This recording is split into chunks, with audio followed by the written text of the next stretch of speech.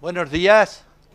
Es un gran placer tenerle a todos ustedes con nosotros en esta mañana para cumplir el programa. Nos hemos retrasado unos 4 minutos, le pedimos disculpas.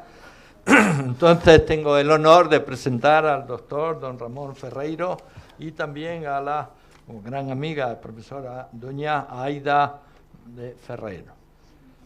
¿Qué es lo que puedo decir de grandes amigos y una excepcional familia educativa y pedagógica? Bueno, pues que he aprendido mucho de ellos durante estos días, pero mucho más a lo largo de nuestra historia común, tanto aquí como en México, al que él se va a referir, donde estuvimos no hace mucho tiempo en Los Cabos, por ejemplo, y donde tuvimos uno de los congresos más exitosos y después volvimos a Monterrey, etcétera. Bueno, en este momento presentar a don Ramón, doctor Ferreiro Gravier, es para mí no solo un honor, sino una enorme oportunidad para que convirtamos esta sesión en una verdadera investigación. Entonces nos unimos a México desde la esperanza y desde la alegría, y tiene la palabra nuestro amigo Ramón para que él nos deleite y disfrutemos aprendiendo a investigar. Muchas gracias, un aplauso para don Ramón y encantado. A ver, vamos aquí. Bien, pues muy buenos días a todos. Y para comenzar, las gracias. Ustedes conocen la diferencia entre una virtud y un valor. Y la gratitud, pues hay que exhibirla para que sea virtud y no un simple valor. Pues quisiera agradecerle a doña Concha, a la doctora Conchita Concepción Domínguez de Medina por la invitación, al doctor Antonio Medina también por la invitación y por siempre acogernos, atendernos, complacernos, darnos posibilidades de aprendizaje, de crecimiento humano. Y a los organizadores de este evento que realmente nos da tanta satisfacción. Pues si me lo permiten, me voy a poner de pie, me siento más cómodo exponiendo de pie. Aparece en pantalla el nombre de la exposición. Es un tema que no es nuevo, pero también es cierto, y voy a tratar de justificarlo y fundamentarlo, que en los últimos tiempos se ha revitalizado, se ha reconceptualizado. Y ustedes verán en qué medida ha pasado así.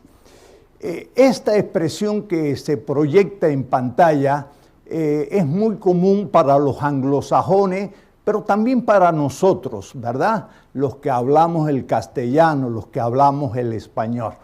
Si algo he aprendido en esta universidad donde me desempeño hace más de 15 años, que es la que ha auspiciado la investigación que les voy a presentar, es precisamente la importancia de tener para todo que hacer en general y en particular los pedagógicos, los didácticos, métodos, es decir, procedimiento. Esta otra institución, soy ahí investigador senior y también junto con Nova Southeastern University han patrocinado la investigación cuyos resultados, sus primeros resultados, voy a compartir con ustedes en la mañana de hoy. A continuación les voy a presentar un escrito. Quiero que lo lean y que por favor cada uno de ustedes escriba o al menos piense en un título. Ustedes saben que un título o los títulos son cortos, reflejan la esencia de lo que se escucha, de lo que se lee, de lo que se ve, y además debe de ser sugerente, atractivo, creativo para llamar la atención. Entonces, les pido por favor que lean y que me den un título. ¿Listos?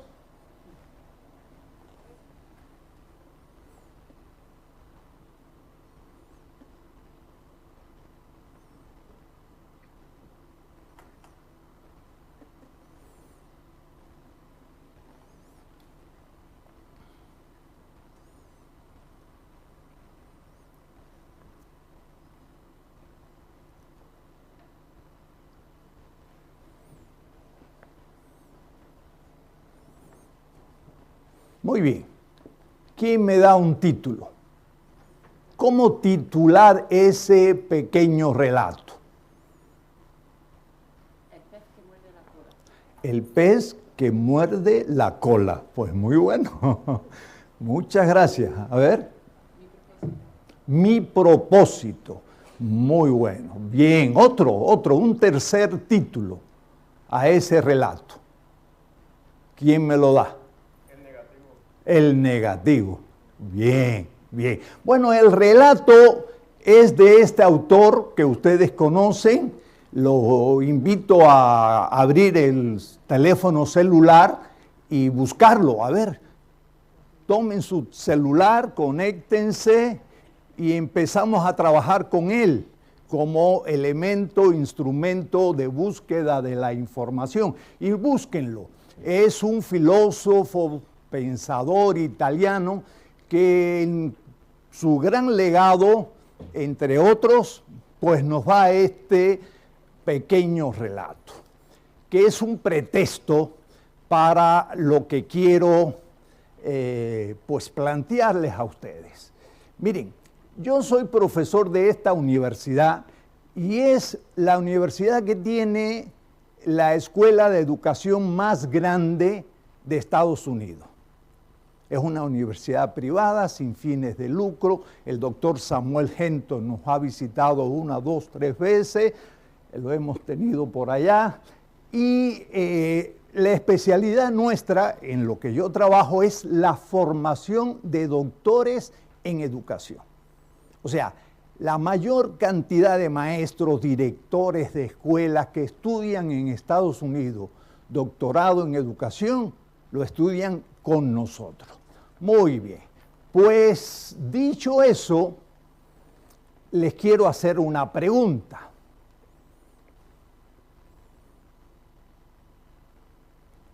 Con relación al relato. ¿Qué sucede? Que en un momento determinado nos preguntamos, bueno, somos los que más doctores en educación titula, gradúa en Estados Unidos. ¿Por qué estudian el doctorado? Bueno, una respuesta, para ganar más, legítimo.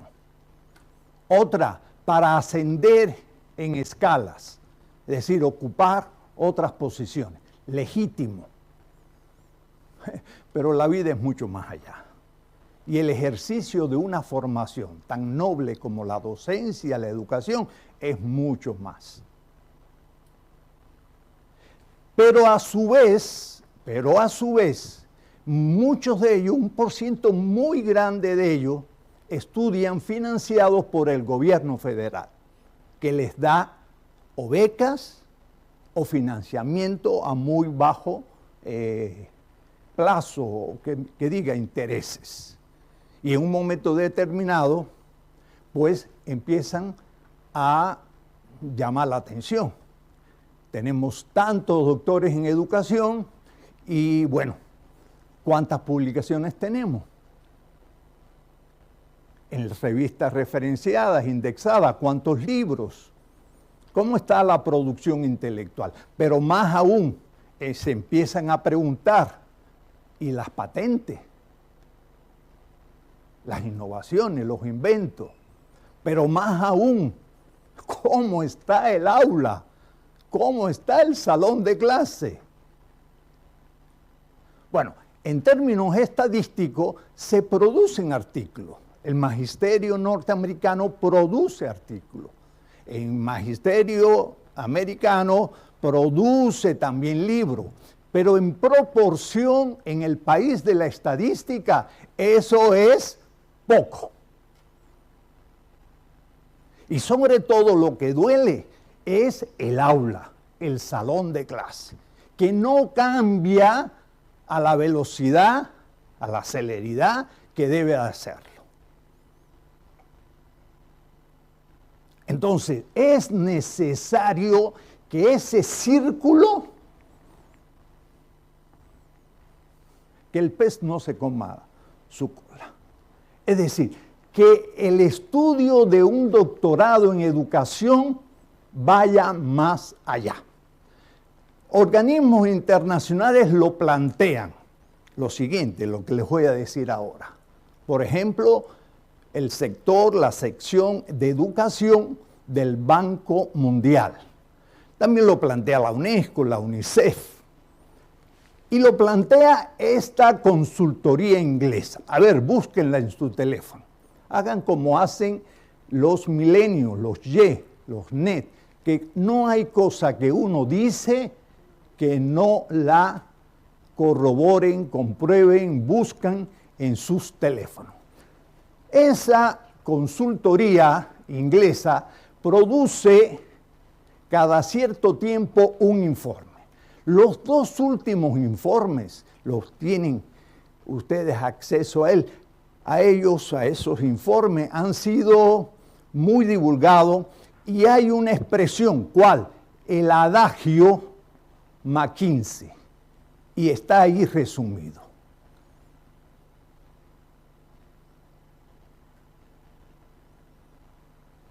Entonces, el desarrollo profesional, la calidad del desarrollo, del nivel profesional del maestro es clave para ganar la calidad de la educación. No puede hablarse de calidad de la educación si la formación regular o sencillamente en el puesto de trabajo del maestro no es de calidad y el maestro no muestra un nivel de desarrollo profesional acorde con los tiempos, acorde con las condiciones de trabajo, etcétera, etcétera. Entonces, hay varias vías, hay varias alternativas, opciones, pero una de ellas es la de plantearnos entre las competencias profesionales del maestro, la competencia del trabajo científico, del empleo del método científico. En otras palabras, las competencias de investigación. Sea cual sea, y al respecto hay varios planteamientos del Banco Mundial, sea cual sea el modelo pedagógico, educativo del país, de la región, del colegio, de la institución, debe de contemplar en el perfil del maestro competencias para la investigación. ¿De acuerdo? Entonces, el concepto de maestro investigador, que no es nuevo, se reconceptualiza, se revitaliza, acorde con los nuevos momentos, y se convierte en un indicador muy sensible de la calidad de la educación. Lo vamos a fundamentar. La primera parte de esta investigación demoró 3 años, terminó en el 16, y la he resumido en esta obra que no es un libro de texto de metodología, es un vademecum. Ha sido la obra, el vademecum, que utilizamos en la formación de maestros investigadores y que contempla el método que estamos planteando. Muy bien.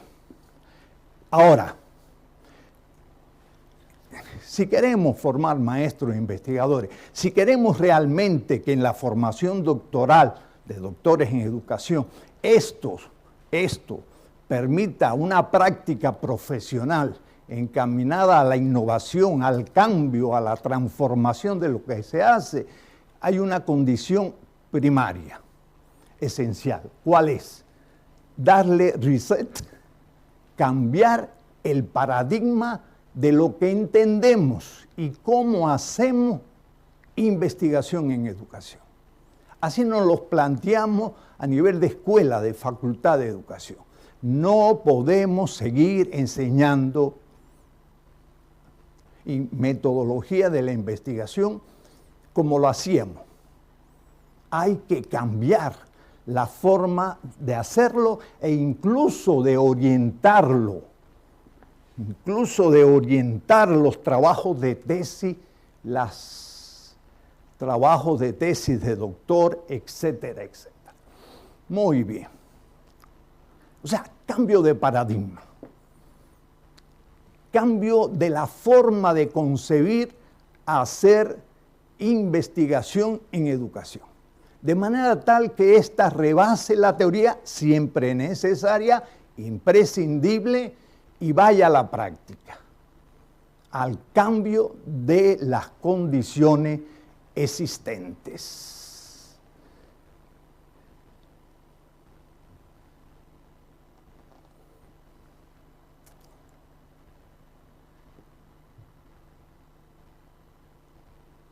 La educación va a cambiar, la enseñanza va a cambiar cuando el maestro, desde adentro, haga trabajo científico y se proponga realmente hacer que la ciencia contribuya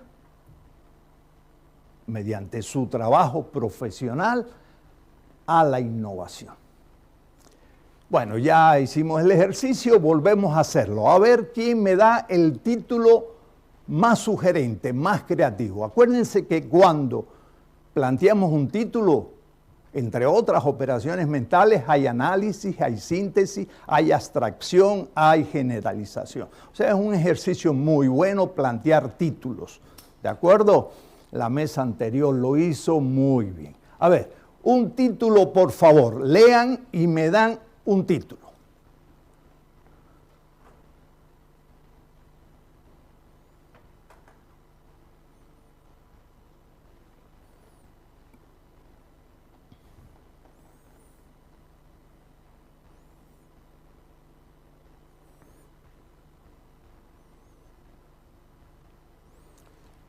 ¿Quién me da el primero?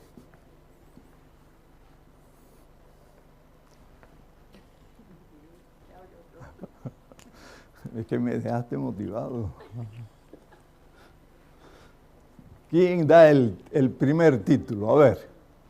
Ese es muy fácil, más fácil que el anterior. Herramientas para la vida. Herramienta para la vida, ese es muy bueno. Solución a largo plazo. ¿Eh? Solución a largo plazo. Solución a largo plazo. Las tesis no pueden engavetarse. Las tesis no pueden simplemente servir para producir uno o varios artículos. Las tesis no pueden servir para hacer un libro. Las tesis tienen que ser herramientas de cambio de la realidad. ¿Coinciden con este pensamiento? Ir más allá. Ir más allá de la contribución teórica que a la construcción epistemológica del conocimiento se hace.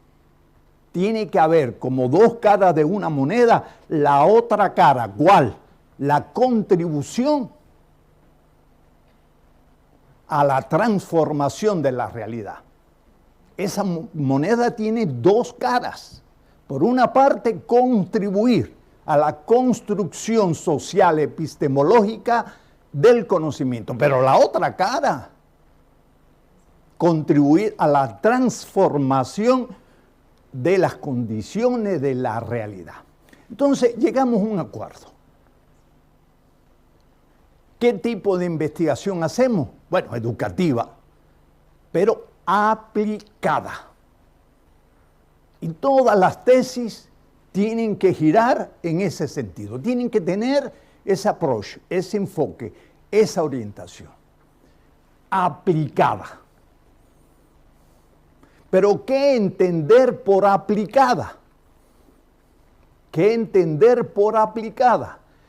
Pues, ¿qué le suena aplicada, aplicada? Una tesis, una investigación aplicada. Ahí está. Toda tiene que contribuir al mejoramiento de las condiciones del tesista, del estudiante doctoral. son cientos, son miles de doctores los que salen de nuestra institución. Y ese movimiento tiene que contribuir no solamente a la teoría como lo hace, sino a las condiciones vigentes. Y aquí viene un mensaje importante, no solamente al mejoramiento del aula, que es un nivel. Bueno, siempre lo hemos concebido. El aula es para nosotros los maestros, los profesores, el laboratorio por excelencia.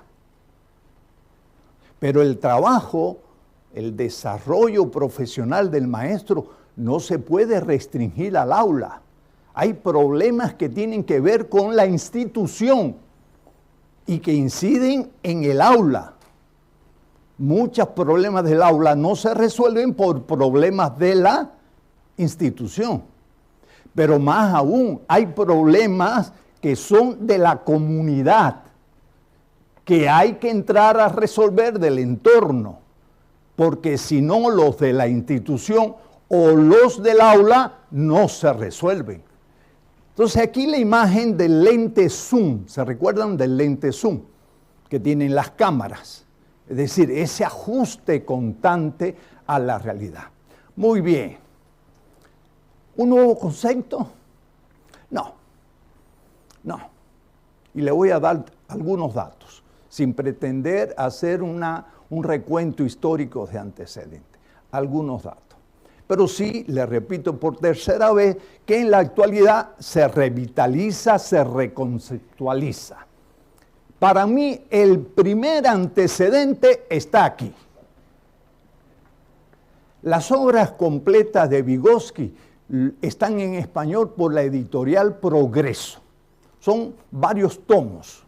Si ustedes van ahí, a las obras completas de este psicólogo ruso, judío, que en su tiempo, por condiciones políticas, fue marginado, pues si van ahí a esas obras completas de Vygotsky, van a encontrar, entre otros legados de este psicólogo, el llamado experimento formativo. He ahí el embrión, el punto de gestación inicial de lo que hoy podemos hablar de maestro investigador. Vygotsky, y los invito a buscar información sobre el experimento formativo. Vygotsky se adelanta a su tiempo y plantea lo que hoy se conceptualiza como profesor investigador, como maestro investigador. Pero hay otros antecedentes. El más conocido popular es el que se da en Inglaterra y el autor es Lawrence Steinhaus. Este es el más reconocido y esta es la obra en donde él desarrolla las ideas de un maestro haciendo estudio, haciendo análisis, reflexión de su práctica en el contexto de este proyecto que hubo en Inglaterra de transformación curricular. Este es quizás el que más divulgación tuvo. Pero hay otros movimientos como los que están apareciendo en pantalla que contribuyeron a la gestación del concepto de maestro investigador. Hay un pedagogo norteamericano que todos conocemos, John Dewey, que contribuyó de forma realmente, yo diría que creativa, a la noción de maestro investigador. Hay otro antecedente para mí, que es en los años 80 del siglo pasado.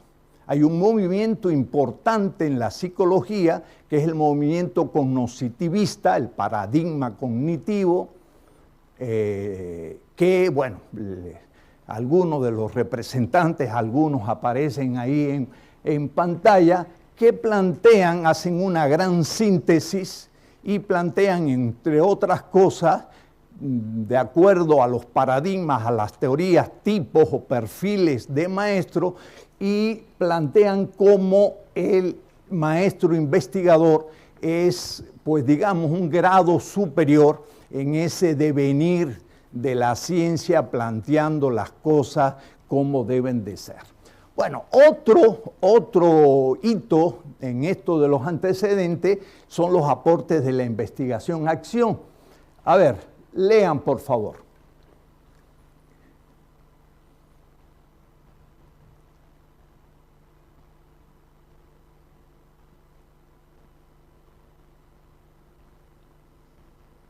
Paulo Freire, y casi no se ha divulgado esto sobre su legado, es un individuo que plantea en el marco, en el contexto de la llamada investigación-acción, el papel protagónico del maestro con relación a su práctica.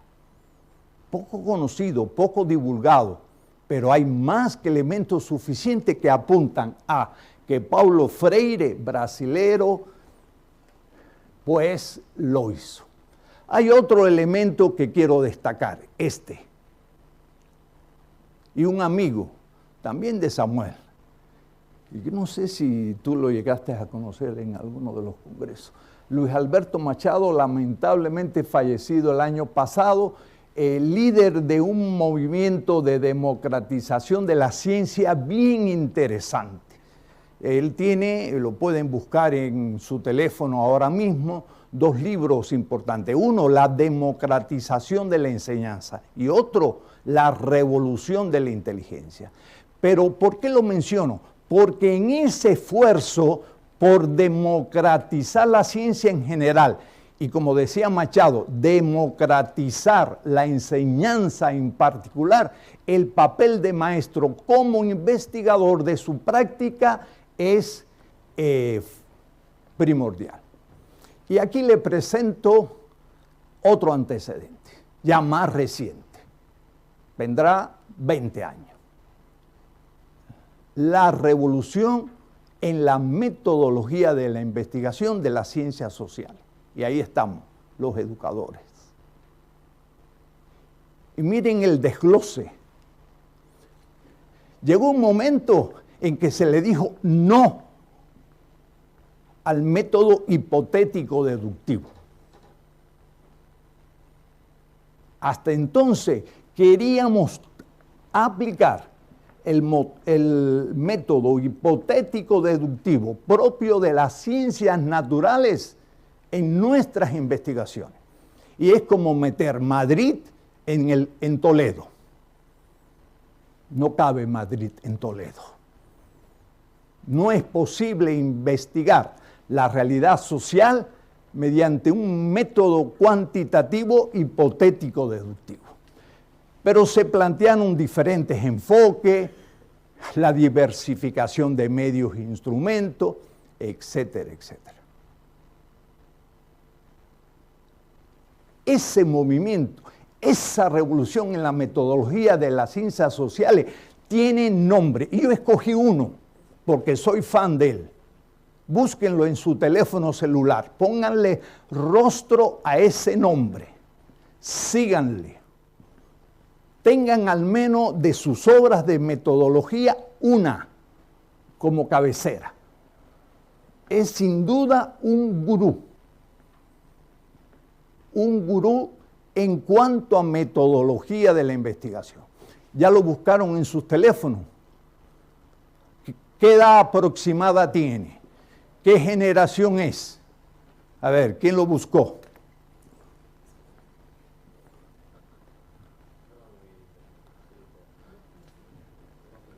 No anda muy bien el internet. ¿Cómo, Antonio? Lo importante es que andemos nosotros. ¿Lo escucharon? Todos mis amigos han leído algún libro de Tassacori, de Tell y Eso, muy bien. Bueno, yo le propongo que lo lean además de a los demás. Un poquito más. ¿Qué universidad es? Exacto, de Michigan. Si van a YouTube, van a encontrarse conferencias de él. Es un individuo que influyó mucho para que se estableciera con el rigor debido el llamado enfoque cualitativo de las investigaciones sociales. Hay un video de él que explica qué cosa es el enfoque mixto, que no es o no puede reducirse a que uso algo cuantitativo y algo cualitativo. Es mucho más. Y él en YouTube tiene un video dedicado a sus estudiantes, pero que no es útil a todos, sobre en qué consiste realmente el método cualitativo. Bueno, pues no solamente en un lugar, sino en muchos lugares, cada vez con más fuerza, se plantea que la formación en investigación es un elemento de calidad del sistema en educación. ¿De acuerdo? Sin duda que enseñar a investigar es un elemento primordial al respecto. Sin embargo, y la nota es de un colega hispano, latino, la docencia de metodología de la investigación no complace, no lleva en términos globales a feliz camino, lo que justifica lo que decía al principio, hay que cambiar la forma de investigar y de enseñar a investigar. Por otra parte, ¿qué pasa? Que hay quienes dicen, no voy a mencionar nombre, zapatero a su zapato. El maestro no tiene que investigar. El maestro lo que tiene es que dar, transmitir información, dar clase. ¿Están de acuerdo con ello?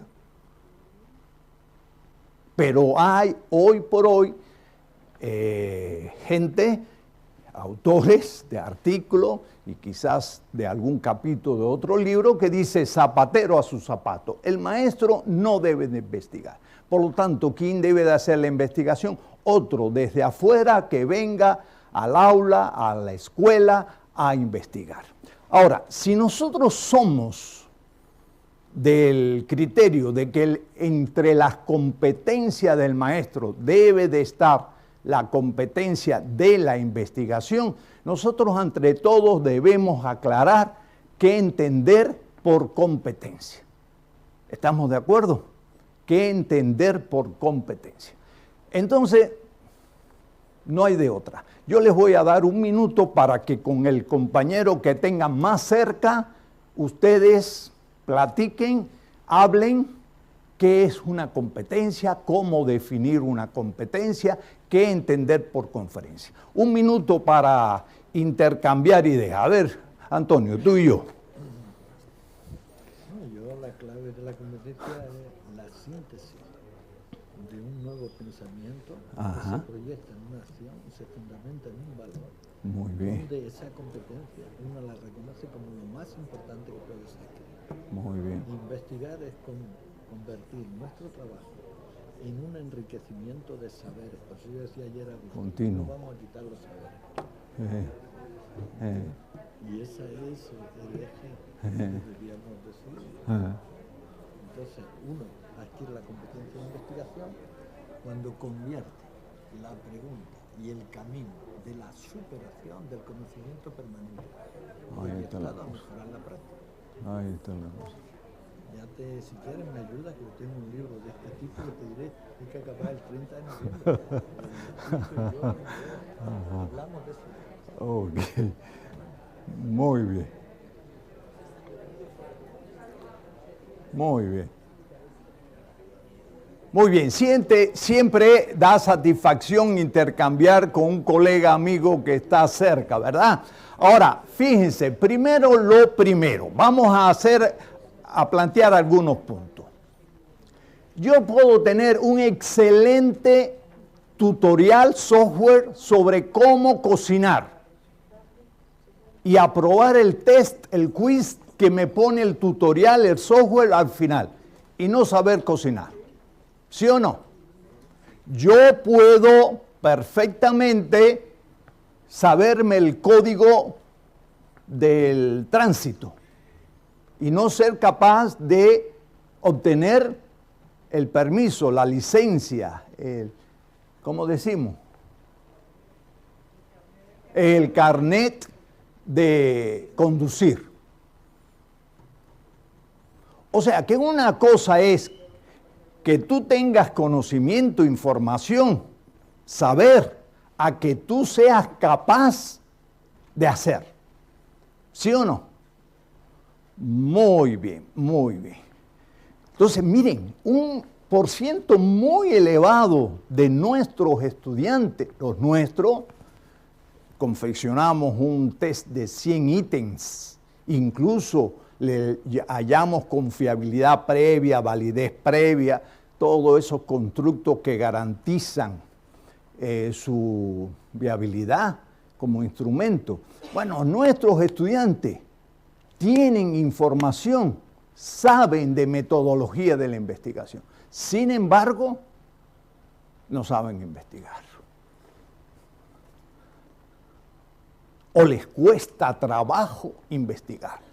Les falta competencias para el trabajo investigativo.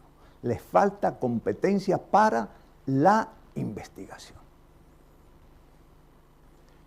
Una competencia es mucho más que el simple saber.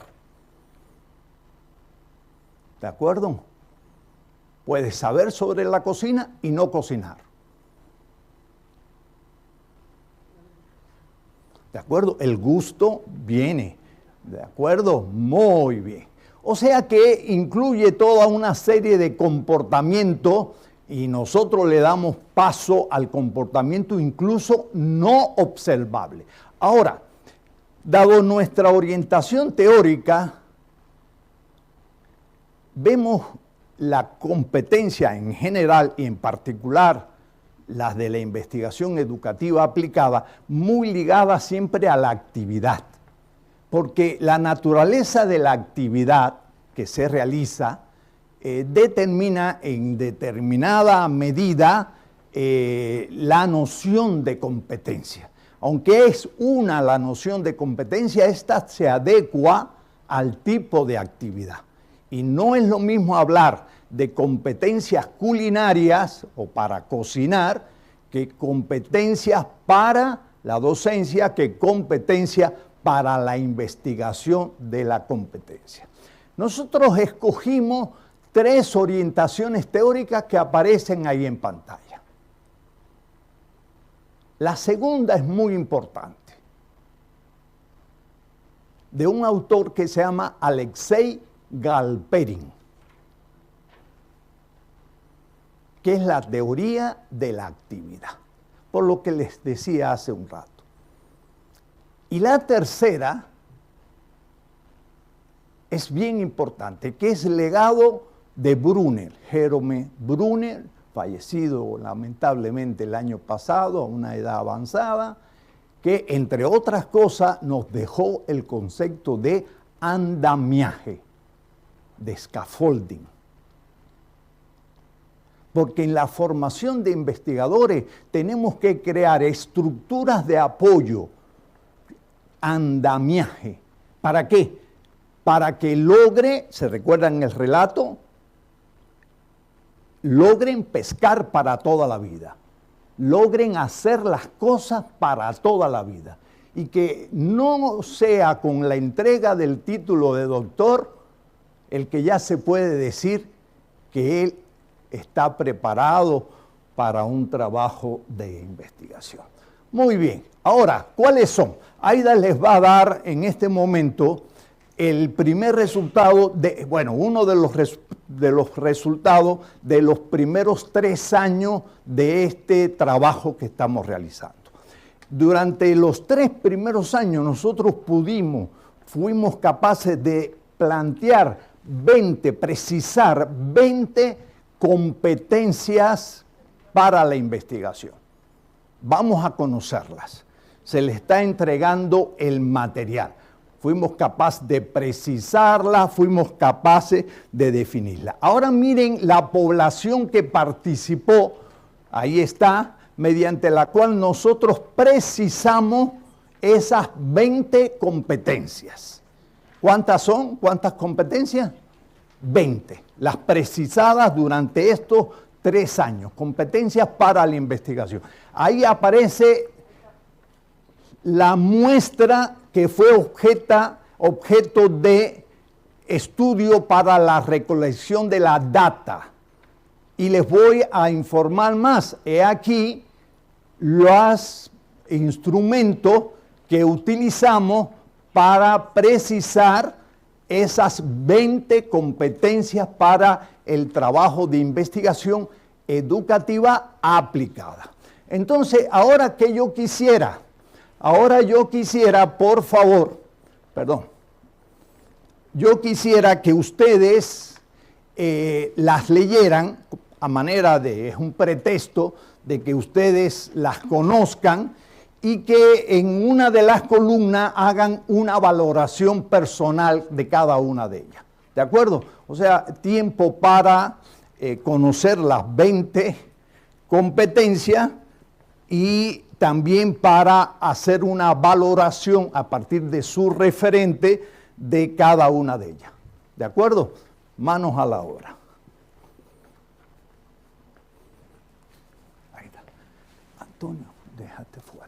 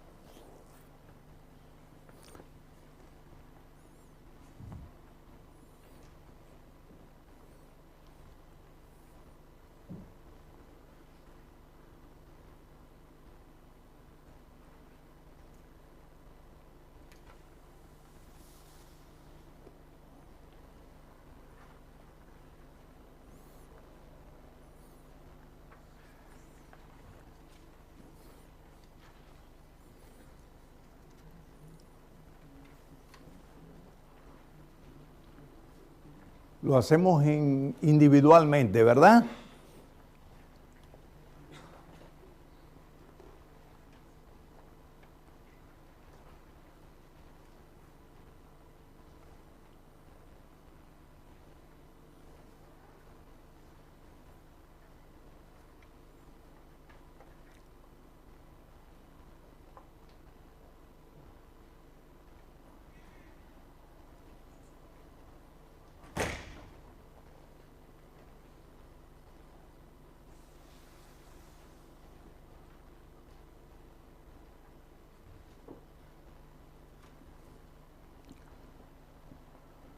Muy bien, son 20.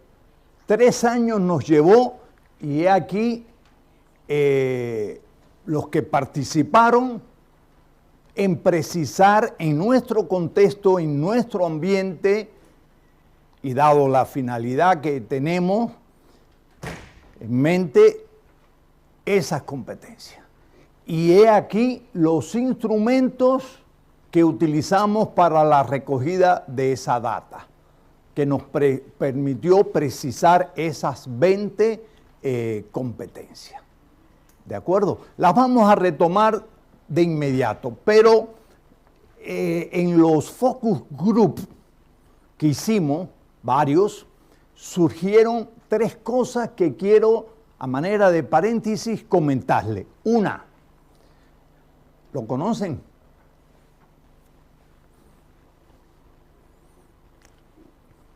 Búsquenlo. Búsquenlo en su teléfono. ¿Verdad que sí? A ver, ¿qué dices de él? Creo recordar que es el que... no, perdón, me confundí. Hay muchos white. Sí, es que lo he confundido con el sustituto de Gardner. Ah, no. Fíjate dónde. Perdón. No, por favor, al contrario, ese esfuerzo así ayuda muchísimo. El vistazo Oye, pero búsquenlo en su teléfono, localícenlo. Hay varios white, David.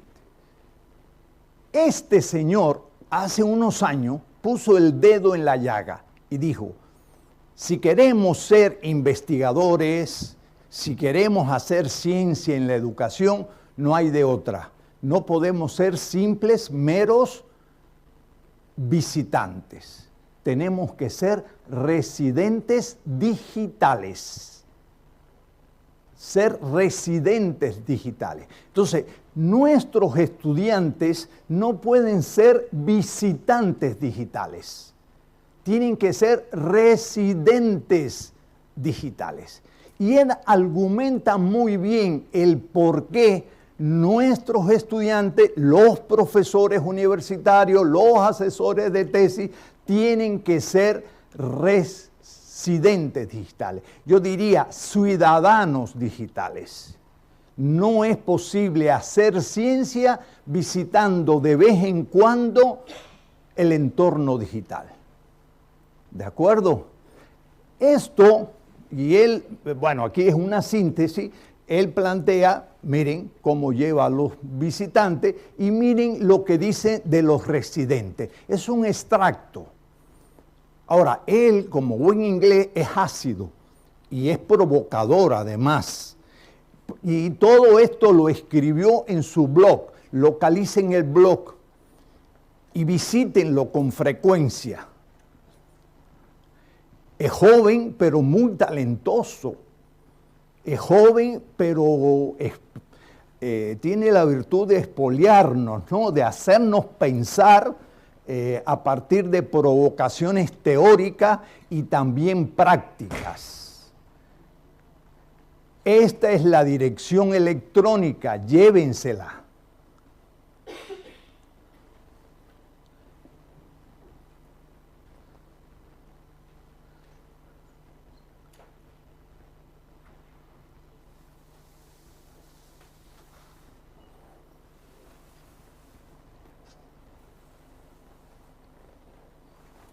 Y este es el cover, la carátula, la portada del artículo que les mencioné que provocó tanta discusión, tanto debate científico, académico.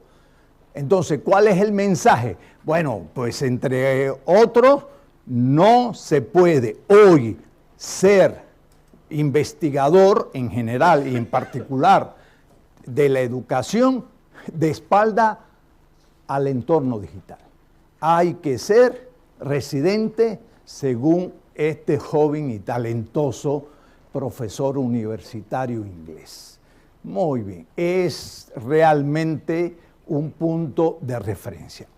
Otra condición que salió en las entrevistas grupales llamadas focus group, que ustedes conocen, son tan ricas. Bueno, todos conocemos a Kurt Lewin, alemán que se fue a Estados Unidos y en los primeros 30 años del siglo pasado fue capaz de plantearnos y definirnos qué es un grupo humano, cuáles son sus estructuras desde el punto de vista de la psicología social y más aún sus dinámicas. ¿De acuerdo? Él fue el pionero en plantear el concepto de grupo. Pero en la ciencia todo evoluciona, como socialmente todo se transforma. ¿De acuerdo? Y el concepto de grupo dio lugar al concepto de equipo, y el de equipo dio lugar al concepto de comunidad, de aprendizaje, de práctica. ¿Sí o no? ¿Y qué aparece a continuación? PLE. Entonces, se plantea en mi contexto que nuestros estudiantes a distancia no pueden hacer ciencia, no podemos hablar de maestro investigador si estos no están o forman parte de un PLE. Localicen. Tienen la libertad, tienen el teléfono, localicen, PLE.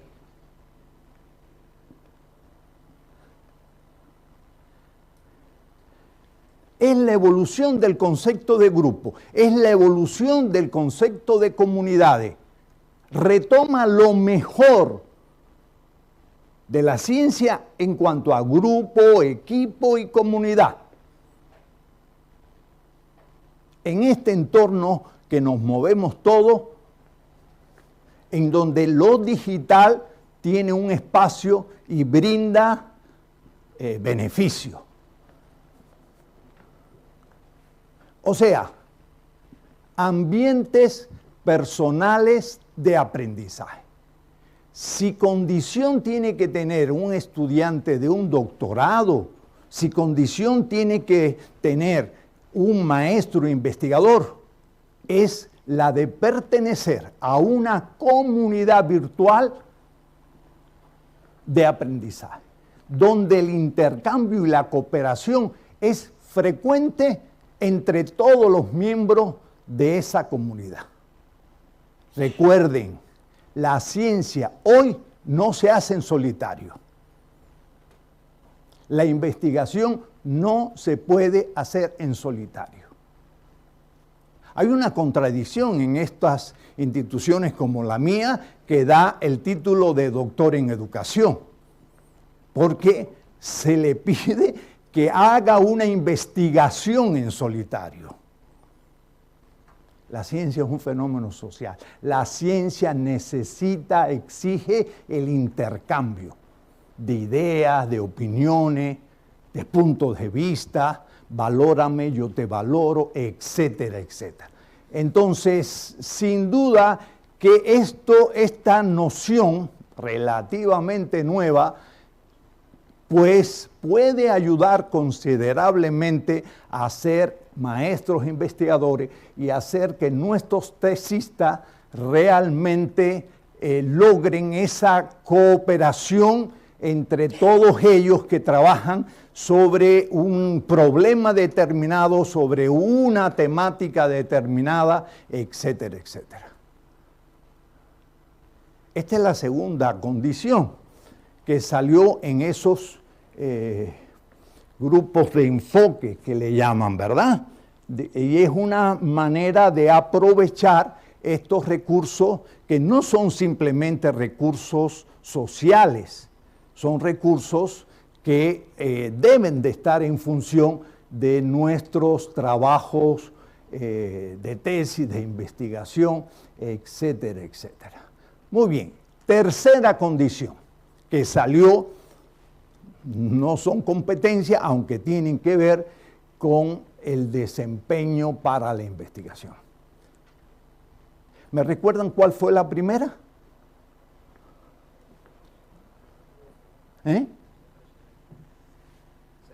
Ser residente.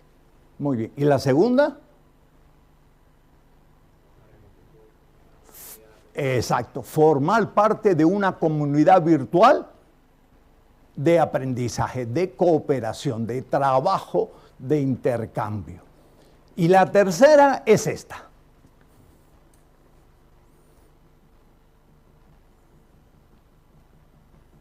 Fue mencionada esta mañana en el panel de esta mañana. Se le puso el nombre correcto.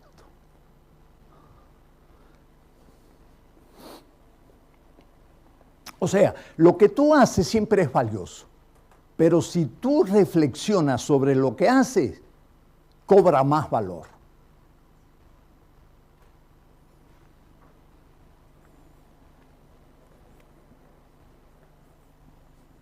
Y miren los gurú o autores líderes que fueron o que contribuyeron de sobremanera a la gestación y establecimiento de este noble concepto.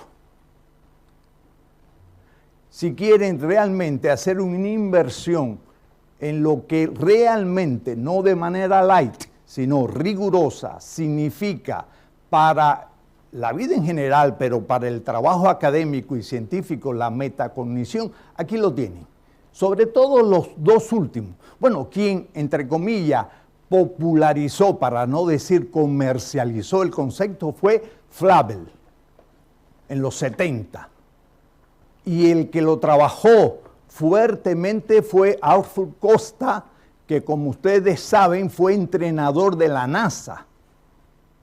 Y entonces como entrenador de la NASA utilizó o planteó toda una serie de estrategias para la metacognición. Entonces, si condición exige el trabajo académico, el trabajo científico, el trabajo de un tesista, de un maestro investigador, que es lo que aspiramos a que sea cada uno de nuestros egresados, es el de la reflexión constante sobre procesos y resultados de su actividad.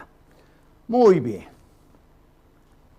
20 es las que hemos establecido en estos 3 primeros años de este proyecto de investigación que tiene varias rutas, ¿de acuerdo? Que tiene varias rutas. La primera pregunta, ¿son las únicas? ¿Son las necesarias y suficientes? Se refiere, perdón, A las 20. a las 20 que todavía no... Ahí está. Ahí están. A esas 20. ¿Son las únicas? ¿Son las necesarias y suficientes? Más aún, ¿cuál es la más importante? A ver, para ti, ¿cuál es la más importante? En mi investigación estudia un poco el perfil del docente investigador Ajá, en relación con las emociones. muy bien, Entonces, y la neuroeducación. muy bien. Entonces, yo lo estoy un poco enfocando, por ejemplo, creo que debería ser resiliente, ¿no? Ajá, Que en la investigación creo que es sí, una característica que se da constantemente, ¿no? Tenemos que saber decir, bueno, pues por aquí no, pero vamos a seguir por aquí y seguir investigando y a veces incluso la hipótesis o el problema que nos planteamos no somos capaces de resolverlo, pero como bien decía usted, la colaboración, sí, pero además de forma transdisciplinar, sí. que también es otro tema que trato yo en mi investigación. Pues está muy bien orientada. Lo considero fundamental hoy en día, creo que es un paradigma que, como dice Anaya, además, incluso de la relación de varias disciplinas están naciendo o pueden dar pie a otra disciplina. Oye, te cuento para cómo lo llaman otros autores. Está correcto llamarle así como le llamas, y creo que, pero en el focus group, los que hicimos, fueron varios, aparecieron en pantalla, aparecía denominado así como te voy a decir ahora: control de la incertidumbre. O sea, incertidumbre. Toda persona que hace un grado, estudia y está haciendo una investigación de grado para ganarse el doctorado en educación, tiene que controlar la incertidumbre. Y les cuesta trabajo controlar la incertidumbre. Para eso requiere ser cada vez más resiliente. Pero lo que se le presenta como asunto es que no controla la incertidumbre. Una investigación científica es una obra de creación. Y como toda creación, la tiene el poeta, la tiene el pintor, etcétera, el escultor, la persona en su obra creativa, y la tesis lo es, siente incertidumbre. porque tiene que cambiar la hipótesis, reformular el propósito o los objetivos, etcétera, etcétera.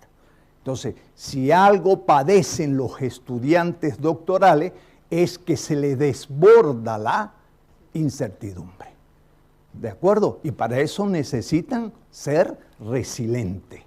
¿De acuerdo? Ahora, van a ser más resilientes en la misma medida en que logran controlar la... Bueno, y ya estamos a finales, el gran líder lo plantea.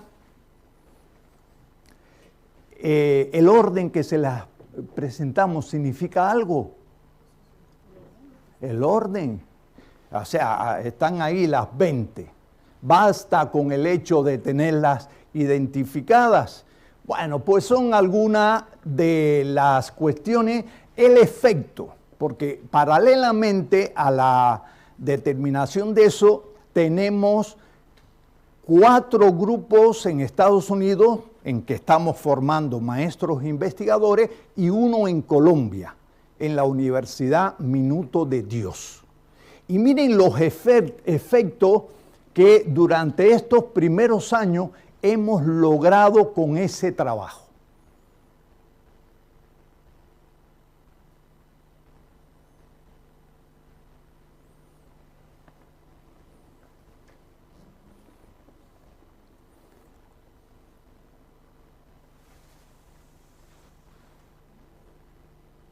Todo eso tiene que ver con la identidad profesional, todo esto tiene que ver con la pasión para el trabajo de la docencia. Pues sin duda alguna que este no es un tema más, es un tema que está acaparando la atención de muchos en distintos países y sobre todo en organismos internacionales y fundaciones estratégicas que de una manera u otra se preocupan por la calidad de la educación. Pues sencillamente sigamos en contacto, ahí están algunas de mis conexiones de Twitter y correo electrónico y darle las gracias por su atención y por su participación. Gracias. Señor. Bueno, enhorabuena a nuestro amigo Ramón y ahora empieza nuestro trabajo investigador porque lo que hemos hecho es como una primera puesta a punto. Entonces, yo les pediría que durante exactamente 22 minutos, más o menos, pues puedan plantear no solo preguntas, sino propuestas. Es decir, hagamos en este momento, y gracias a este congreso, ¿verdad? Mi amiga Raquel, una situación de verdadera investigación, mi amiga Sara. Así que deben aprovechar para crear un espacio de investigación real. Porque uno de los elementos más importantes es compartirnos. Así que mi amigo Eduardo tiene la palabra, después el profesor Gento, mi amiga Cecilia, ¿alguien más?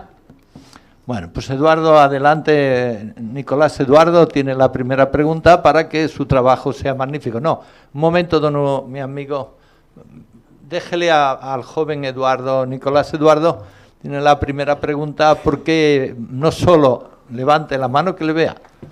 Don Nicolás Eduardo tiene la primera pregunta, y no sé si su amiga Isabel, después el profesor Gento, nuestra amiga Cecilia, nuestra amiga Sara y luego seguiremos.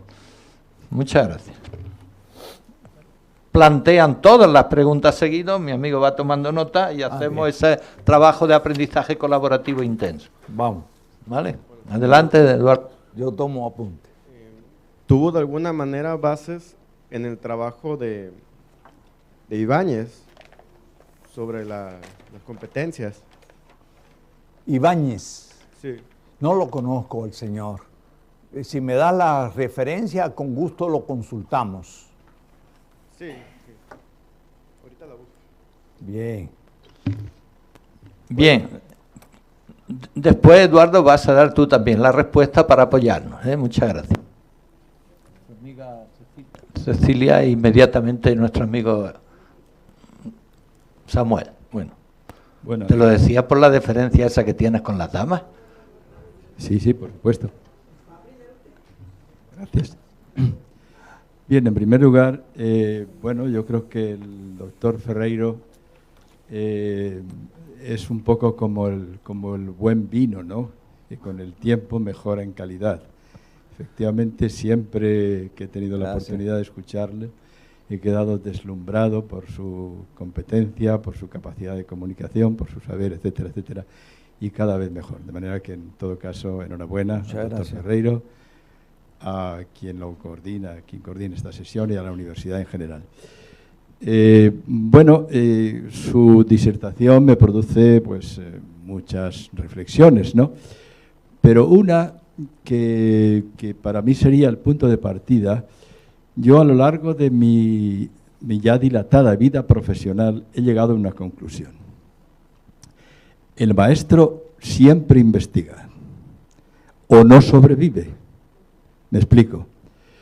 Un maestro que no es capaz de llegar a configurar su propia metodología de trabajo en el aula, no sobrevive. Estar delante de 20 o 40 niños sin controlar la situación es imposible. Lo que no siempre hace es investigar científicamente, que eso es lo que el doctor Ferreiro nos plantea hoy. Y en cualquier caso, yo creo que, porque en definitiva lo que pretendemos con todo esto, en definitiva, es mejorar la educación. Y yo creo que para mejorar la educación hay que hacer un planteamiento centrífugo. Me explico. El elemento fundamental y nuclear del desarrollo de la educación, el doctor Ferreiro nos lo ha explicado, es el maestro. No es la administración educativa, no es el gobierno, no son los aspectos científicos que pueden influir. Entonces, el reto yo creo que está, y efectivamente el doctor Ferreiro está en buen camino, en desarrollar el prestigio y la autoridad profesional del maestro, que le lleva a investigar, que le lleve a mejorar, en definitiva, su intervención profesional, pero en definitiva yo creo que lo que hay que hacer es insistir en incrementar el prestigio del maestro y en mejorar su formación pues inicial y permanente sustancialmente. Muchas gracias y repito mi más cordial enhorabuena. Gracias, hermano. Magnífico, muchas gracias. Adelante, Cecilia.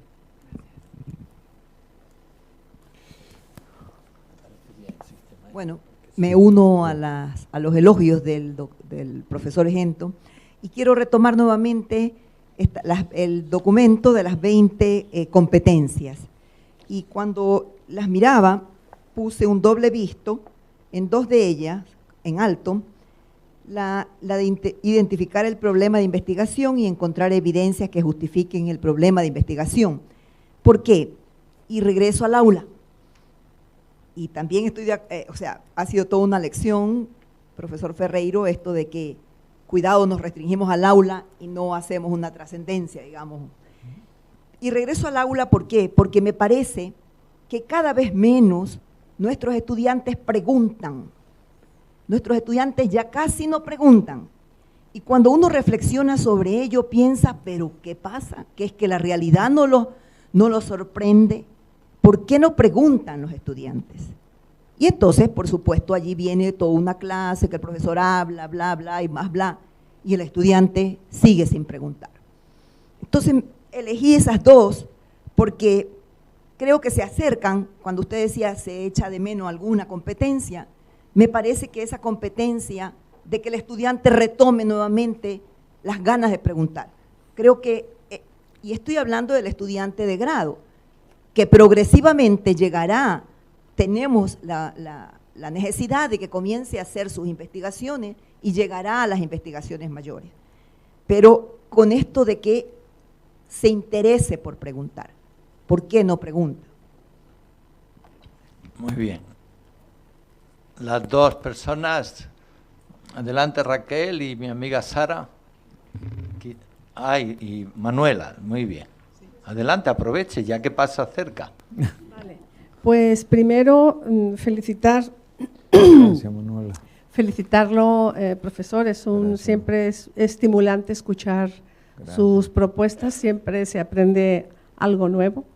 He estado revisando el documento que nos han distribuido, comparto la significación de todas estas competencias, pero he tratado de hacer una pequeña introspección. Esta mañana ha sido de introspección para mí, me ha motivado muchos de los temas que se han abordado, especialmente el que ha abordado usted. Me he visto como profesora investigadora en mi universidad y hay una competencia que yo no he podido desarrollar y que sin duda no tiene que ver directamente con la tarea investigativa, ni con su puesta en marcha, todas estas tienen que ver con eso, sino con cómo lidiar con el conjunto de reglas nuevas que aparecen cada año, a veces cada mes, a veces permanentemente, que las imponen los gestores y administradores universitarios y que nos mueven, en México se dice nos mueven el tapete, porque claro, los requisitos para yo registrar una investigación, para obtener financiación, son tan móviles que de pronto nos dejan en una situación también de incertidumbre, pero otro tipo de incertidumbre. Y que en muchos de los colegas, al menos en mi experiencia, entran en una especie de desánimo que se refleja en su actividad de investigación y terminan dejándola de hacer, porque no somos capaces de enfrentar a ese que es una especie de caballo de Troya. Entonces, me gustaría conocer su opinión respecto de esta realidad que sin duda influye en la investigación, en nosotros quienes lo hacemos, y algún tipo de competencia tendremos que desarrollar para poder soportar estas realidades. Gracias. Adelante, Sara, muy breve. Aquí mi amiga Sara. Gracias. Con su permiso, voy a un poco, porque se me hace extraño hablar y dar la espalda a mis compañeros. ¿Se me oye? Sí, ahora. sí, sí. Gracias por su ponencia y perdón, porque he llegado tarde, no puedo opinar en el conjunto o preguntar de todo. Sí que, bueno, escuchando un poco a todos mis compañeros, voy a empezar en orden inverso. Raquel, ¿verdad? Un poco para mí, lo que a ti, la cuestión que has planteado, entiendo que es un poco el tema que hemos sacado o he sacado antes de la resiliencia, ¿no? que por diversos motivos, pues bien si es logístico en el caso de la universidad o de los alumnos, como bien también decía la otra compañera, ¿no? De que no preguntan, creo que es un tema emocional. Yo, perdonadme, pero lo llevo un poco a mi terreno, ¿no? Y creo que tú estuviste ayer en mi exposición, ¿no? y sabes un poco la temática de mi investigación. Como también comentaba la otra compañera, otra de las funciones que considero básica en los maestros pues es el que sepan empatizar con los alumnos y seamos capaces de crear ese vínculo que facilite el que los alumnos se emocionen por el aprendizaje. Igualmente comparto mi punto de vista con el, perdone, pero de usted no me acuerdo de su nombre, Héctor, bueno, con el profesor Héctor, de que los maestros en cualquier etapa somos efectivamente investigadores. La diferencia es, que es otro punto que trato en mi investigación, hacerlo de una forma sistemática. Y a mí la pregunta que se me planteó es ¿en qué momento, ¿no? Tenemos tiempo en esta apretada agenda de profesores o docentes de hacer esa investigación dentro del aula. Es otro tema también que trato y que traslado al doctor Ferreira, que salió en un debate de las entrevistas que hice en mi investigación con un profesional de bueno, un docente de Harvard que precisamente me cuestionaba el decir, todo esto está muy bien, ¿no? Pero ¿en qué momento podemos aplicar esa sistematización de la investigación en el aula, que sería lo ideal? Hacer esa investigación en el aula y de la práctica trasladarlo, como también decía otra compañera, o un poco la idea centrífuga, ¿no?, que ha salido, a la teoría, ¿no? ¿En qué momento? Muy bien, Gracias. doctor Ramón Ferreiro, salvo que Raquel quiera precisar su última pregunta. Bueno, yo creo que don Ramón tiene todo el tiempo que quiera, podemos ir a comer o seguir, porque el mejor alimento es el intelectual, no el material, ¿eh? Oh. Bueno, vamos a seguir el ejemplo de Sara de a la inversa. Bueno, esos argumentos son precisamente los que plantean aquellos que yo he querido englobar bajo el título de zapatero a su zapato. Es decir, el profesor no tiene tiempo, el profesor está muy ocupado, el profesor que dé clase, que transmita información. Es, desde mi punto de vista, una posición reduccionista para hablar elegantemente, y es reducirnos a nosotros a ser asalariados. El maestro no es un asalariado. Independientemente que en nuestros países tengamos que coger la calle para protestar y pedir más salario, que nos los merecemos, independientemente que tomemos la calle y pidamos en algunos de nuestros países, varios, muchos, que mejoren las condiciones de las instituciones, no obstante eso, no somos o no debemos percibirnos, concebirnos como asalariados. Un maestro, independientemente del nivel, es un profesional. Y si es profesional, la competencia investigativa debe de formar parte de ese perfil, de su perfil. Entonces, al igual que otros profesionales, tendríamos que ver en qué medida se soslaya, se minimizan esos aspectos. Con relación a Manuela, es cierto, Manuela, y eso lo sufre yo creo que todos los países, los desarrollados, los países en desarrollo, que nadie nos haga cuento. Eso es algo muy extendido. No escapamos, aún aquellos que mantenemos o tratamos de mantener el entusiasmo muy alto siempre por el trabajo de la ciencia, de la investigación, el aspecto burocrático alrededor es muy grande. ¿Cómo resolverlo? Yo creo que eso es casuístico y va a depender de lugares y condiciones y cultura, elementos culturales. Al menos en mi universidad, para tratar de paliar la situación, como todo profesor en las universidades norteamericanas, todo profesor debe de tener cierta función administrativa. Hay personas que le encargan este aspecto para tratar de que los restantes, e incluso esa misma persona, sufra menos los impactos de la burocracia a nivel federal, a nivel de Estado y a nivel de la propia universidad, ¿de acuerdo? Pero de ese mal se sufre doquier, en todas partes, ¿verdad?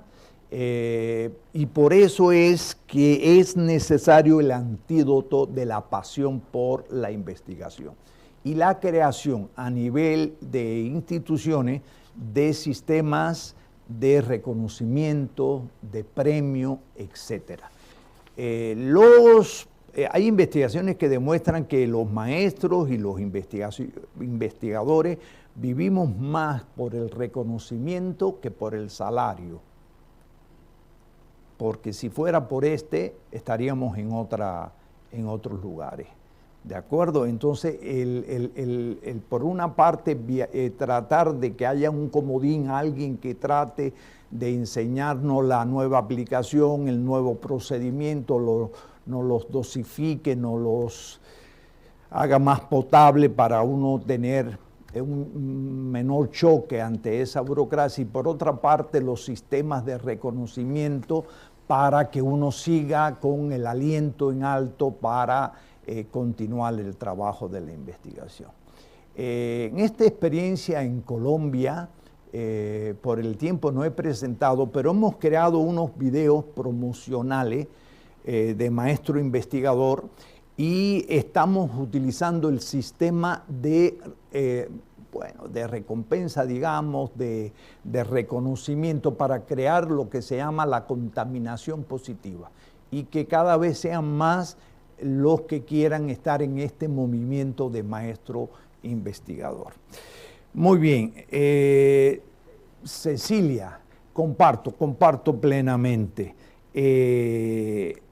Las dos competencias que planteas, una es la del planteamiento del problema de investigación, y este es sumamente importante. No hay libro de texto de metodología de la investigación que no plantee que una investigación inicia con la identificación del problema de la investigación. Ahora, cuando los maestros de salones de clase, de aula, empiezan a trabajar, a investigar, cuidado, hay un peligro. ¿Cuál? Que no todo problema que se le presenta a un maestro merece el tratamiento científico. Por eso hay que formarlos. Muchas veces son problemas organizativos que tienen que ser resueltos con medidas administrativas de organización. Y por eso es que hemos creado para esa competencia una aplicación que se llama MEPROP, para enseñarles a ellos cuando realmente el problema es de investigación científica, y cuando el problema no es de investigación científica. Es decir, porque es un problema que depende de la administración o depende de la organización, etc. Entonces, se da de la mano con el otro que usted identificó, las evidencias. Yo quiero investigar tal cosa. Bueno, dame evidencias de la práctica de que ese problema existe. A nosotros los estudiantes doctorales, quizás exageremos un poco, le pedimos 5 evidencias de la práctica. 5 evidencias, que son o tablas estadísticas o pronunciamientos de líderes, etcétera, etcétera, para poder santiguar, autorizar, bendecir, como le querramos decir, que ese es un problema de la ciencia. Tiene que estar avalado por evidencia de la práctica. Porque muchas veces nos llegan, cuando estamos formando maestros investigadores, o nos llegan estudiantes del programa doctoral queriendo emprender una investigación en temas que realmente pueden ser resueltos con medidas gubernamentales, organizativas, etcétera, etcétera. O sea, que lo primero que decíamos en cuanto a que tomamos partido, nosotros queremos desarrollar cada vez más una investigación educativa aplicada de forma robusta. Bueno, para ello es imprescindible no partir del tema o de un tema, sino partir de un problema. Problema que a partir de lo que se hace va a mejorar la práctica. No sé si he sido totalmente explícito, pero esto es importantísimo. No se puede partir del tema, no. Se tiene que partir de un problema de la realidad, a la que uno va a contribuir a mejorar, a satisfacer, a resolver, a explicar, comprender, etcétera. Acuérdense la imagen de las dos caras de la moneda. En una investigación, el investigador contribuye a la construcción social epistemológica del conocimiento. Esa es una cara. Y es ahí el tema, el tópico, el asunto de la investigación. Pero la otra cara es la contribución que tiene que hacer a la práctica, a la solución de algo que aqueja a la comunidad o a la institución o al aula. ¿De acuerdo? Entonces, esas dos cosas o dos aristas, dos caras, hay que verlas porque forman parte de una moneda, forman parte de o deben de formar parte de la realidad. Muy bien, excelente, como siempre, doctor Gento, Samuel Gento. Es casi una cita, ¿verdad? El maestro siempre investiga. Es cierto, es cierto. El que se desempeña como maestro, como profesor, desarrolla toda una serie de habilidades como por ejemplo la observación. Si no pereces. El que se desempeña como maestro, como profesor, desarrolla entre otras habilidades, además de la de observación, la de valoración simultánea. Estamos constantemente haciendo a velocidades casi supersónicas valoraciones. Es decir, que la naturaleza de la actividad profesional del maestro exige el desarrollo de toda una serie de habilidades que de forma concomitante, no causa-efecto, concomitante, se van dando en cada uno de nosotros que estamos en el aula. Bueno, a los pilotos se le evalúan por las horas vuelo. A nosotros nos debían de evaluar por las horas aula. Es decir, a más horas aula, y eso se nota así de rápido cuántas horas aula tiene uno, a más horas aulas uno tiene, más desarrollo de toda una serie de habilidades que conforman grupos o participan en la conformación de ciertas y determinadas competencias. Ahora, para hacer que el maestro realmente sea cada vez más profesional, el maestro debe de pasar de esa etapa empírica, digamos, a una etapa en que él reflexione, pero no solamente reflexione y comparta esas reflexiones, sino que sea capaz de intervenir. Yo partí diciendo que Vygotsky planteó en los primeros 30 años del siglo pasado el concepto de experimento pedagógico, de experimento formativo. Los invito a buscar experimento formativo. Lo que Vygotsky decía. A diferencia de Piaget, Vygotsky fue formador de profesores. Es decir, él trabajó formando maestros y él acumuló horas clase, horas frente a grupo.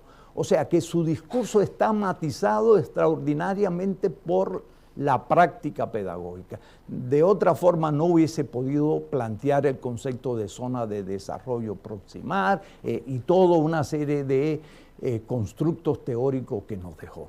Entonces, es cierto, y ese planteamiento de Gento del doctor Samuel es precisamente el que está a favor de nosotros. Si recordamos a Pareto, ¿se recuerdan de Pareto? La regla de Pareto, la ley de Pareto, 80-20. Miren, los maestros, a diferencia de otros profesionales, tenemos el 80, que es lo que tú planteas. ¿Qué falta? El 20.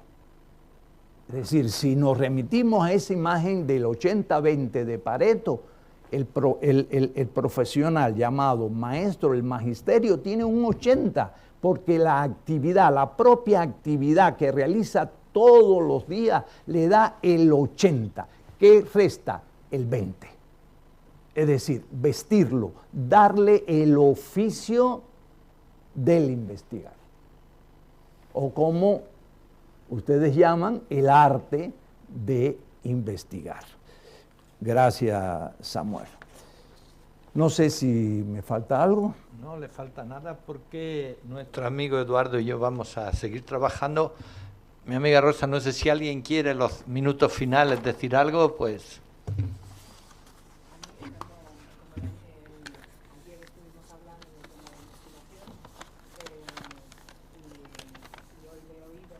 Sí.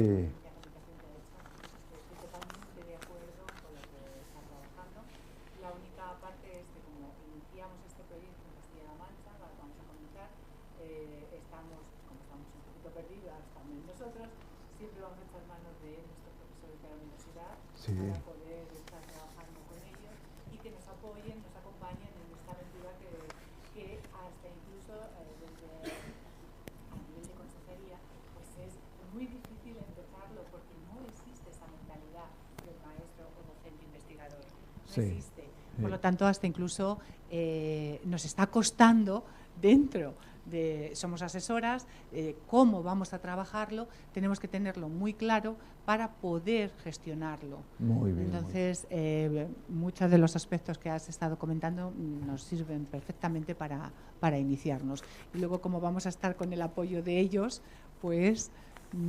¿Con quién mejor? ¿Con quién mejor que estar con ellos para que nos vayan también orientando? Rosa, le he dejado a Ernesto un videoclip breve hecho en Colombia, lo hicimos en Colombia para la Universidad Minuto de Dios, que es de una forma animada hacer un sondeo entre los profesores para ver si quieren ser maestros o investigadores. Es un video corto motivacional que creo que les puede ser útil tomarlo como tal o inspirar para hacer uno ajustado a sus condiciones. Sí conoces al doctor Ernesto, es parte del equipo del doctor. Sí, ahí está. A ver, Ernesto, haz presencia. Ernesto se queda con él y me parece que puede ser o bien un punto de referencia para hacer algo similar, incluso siéntense en la libertad del ejercicio de 5 preguntas, es un quiz de 5 preguntas que se le hace a los maestros a ver si, entre comillas, clasifican como maestro investigador. Pero como queremos que todos caigan en el jamo, ¿verdad? Pues ya verás que el quiz es bien interesante, las preguntas que se hacen. Muchas gracias. Muy bien, un gran placer. Nosotros, ustedes ya tienen 90, la aportaremos el 5 y recrearemos el otro 5. Bueno, hay 2 preguntas pedidas y a los 5 minutos debemos terminar. Sí, bueno, muchas gracias a todos por compartir, al doctor Ferreiro y a todos los demás que han compartido y han complementado su intervención.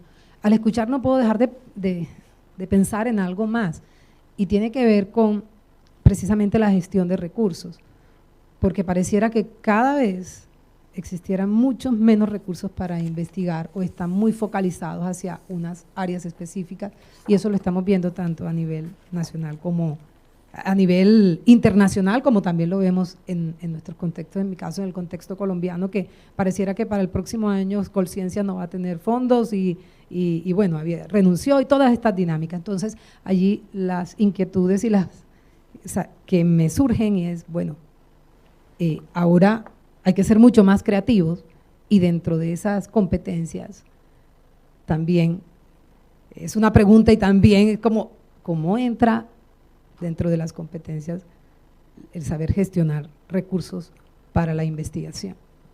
Exacto, exacto. Sí, sin duda, Carmen, has puesto el dedo en la llaga, Y eso es una situación internacional. Aún en los países que más investigación realizan, esa es una problemática actual. Parece que todos se han puesto de acuerdo en ajustar, o sea, reducir la bolsa y restringir los...